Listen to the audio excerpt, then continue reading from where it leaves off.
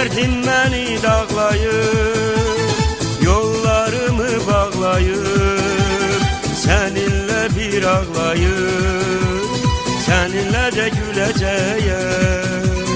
Ben alışıp yanmışım, sana çok inanmışım. Sevmek için yaranmışım, seve seve öleceğim. Arım balım peteğim, gülüm bağım çiçeğim. Bilsem ki öleceğim, yine seni seveceğim. Arım balım peteğim, gülüm bağım çiçeğim. Bilsem ki öleceğim, yine seni seveceğim.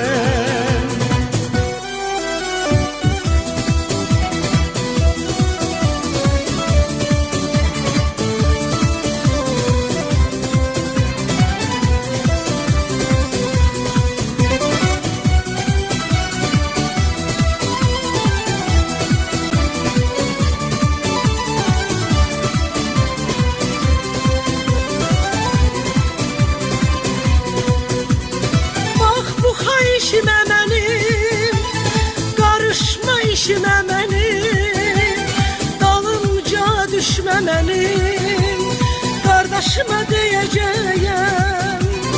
Temiz mehabbet ile, bir gün cesaret ile, elimizin adet ile kapınızı döyeceğim.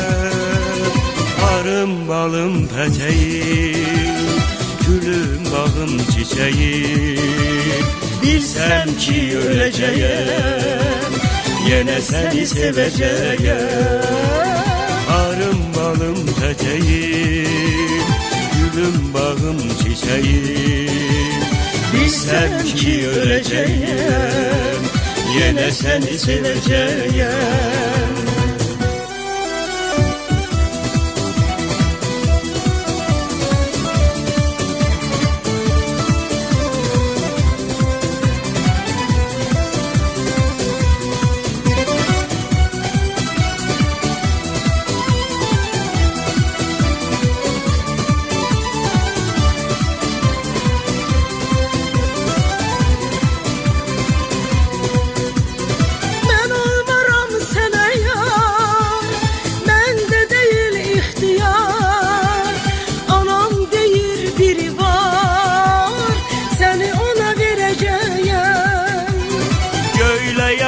Uçursan, başıma iş açırsan, menden ele katırsan, güya seni yiyeceğim.